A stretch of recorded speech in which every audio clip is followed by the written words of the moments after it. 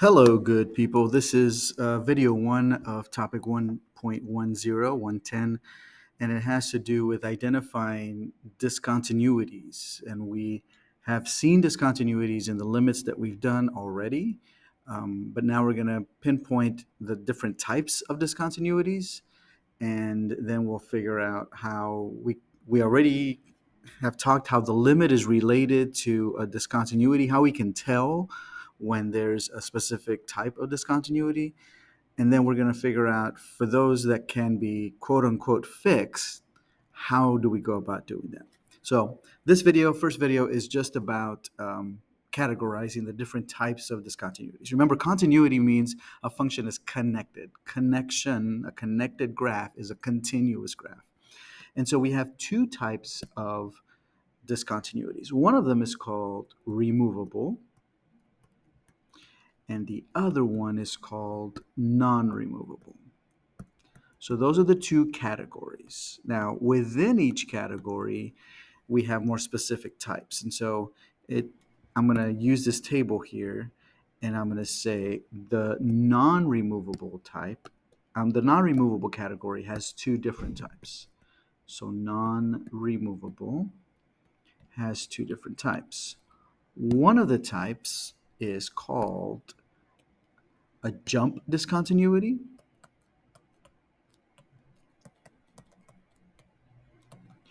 And for those of you that watched one of the previous episodes, we talked about the function that looks like this. F of x equals the absolute value of x over x. If you recall, that was a piecewise function, or it created a piecewise graph, I should say, where at 0, we have a jump in the graph. So the problem with this graph is that I can't draw it. Remember, another way to think of a continuous function is can I draw it without picking up my pencil? So in this case, I can't draw this graph because I have to jump from the bottom level to the top level at 0.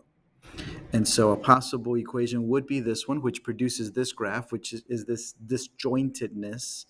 When we talk about limits, this is an example where the limit from the left, I should say, doesn't match the limit from the right. They go to different y values, right? This is a jump discontinuity. The other type of non-removable is an infinite discontinuity. And infinite discontinuities, as its name implies, means we have some kind of infinite behavior, and infinite behavior is associated with vertical asymptotes. So an example of that, f of x, or let's give it another name, g of x would equal 1 over x, right? The parent rational function. The parent rational function produces an asymptote at x equals 0. So the graph looks like this. So the problem here is that I can't draw this graph by just one pen stroke. I have to pick up my pen and start from the bottom to the top, or go from the bottom to the top. And so there's the problem here is that the graph goes up forever, in this case in two different directions, or it can go up forever or down forever in the same direction.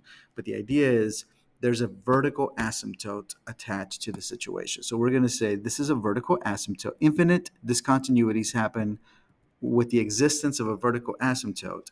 And a vertical asymptote is when we take the limit of the function and it produces some kind of number that's not 0 over 0. Whenever I produce this outcome, when I do direct substitution, that means there's infinite behavior. That means there's a vertical asymptote, and therefore there's an infinite discontinuity. The other category is removable. And in a removable discontinuity, I think I misspelled that. I'm sorry. In a removable discontinuity, it's just what we call a point discontinuity. Make it fit. Yes, point discontinuity. So an example of that would be something like x plus, no, let's do x squared minus 9 over x minus 3. And if I graph this, something funny happens at 3. Not funny, haha, but funny. Interesting. And what happens at 3 is that we have a deleted point. But everywhere else, the graph exists as a line. But there's a deleted point, and that's why it's called the point discontinuity at x equals 3. So in this example, we would say we have a deleted point. Some people call it a hole in the graph. That's how we get point discontinuities. And some people say it's removable because it looks like we've removed a point. And this is an easy one to fix because if I just put the point back, it's going to make it nice and connected, right? So removable discontinuities are the only types of discontinuities that we can actually quote unquote fix. We can't fix infinite discontinuities because the graph goes up and down forever or up forever. It's unbounded. And we can't fix jump discontinuities because there's an actual break in the graph. But point discontinuities can be remedied. They can be made continuous because all you have to do is find out what is the y value at the missing point and then define the function at that x value with that y value, right? And so the deleted point, we know, occurs when we take the limit as x approaches some number of a function and it produces an indeterminate form, right? We said one popular outcome of an indeterminate form in terms of the graph is that we could have this point discontinuity. So the moral of the story is graphs are usually connected. Those are the nicest graphs, right? Continuous graphs are connected. When they are not, the disconnection or discontinuity falls into two categories. One category has two types, the other one has one type. So either the graph is not connected because there's a break in the graph, there's a jump. The graph is not connected because there's infinite behavior, unbounded behavior, or the graph doesn't connect because there's a hole in the graph at that x value that we're approaching. And so when I look at the bottom part, and we'll end the video here, it says the graph above is f of x. Can we determine all x values where f of x is not continuous? So we're going to identify the discontinuities. And can we classify them as removable and non-removable? So I'm going to go ahead and make like a little table. This will be my removable side, and this will be my non-removable side. And what I'm going to do is I'm going to start from the left side of my graph, and I'm going to scroll to the right side. That doesn't even say removable. Removable. I'm going to go to the right side from the left side and see at any point is the graph not connected. So my graph starts at -3. So I'm going. Oh, there's a jump discontinuity, right? So that's non-removable. So at x equals -1, we have a jump discontinuity, and that qualifies as a non-removable. So I keep going on my graph. I'm going. Oh, there's infinite behavior. At x equals +1, there's another non-removable. This time it's an infinite discontinuity. And I keep going. Oh, there's a missing point. There's a hole in the graph. Now the y value exists. There is a point, but there's a hole in the graph. That's a removable discontinuity. So at x equals 3, that's a removable. We're going to call this a point discontinuity. And then I keep going. Oh, there's another hole in the graph. And so here at x equals 5, there's another point discontinuity. So point discontinuities are always removable.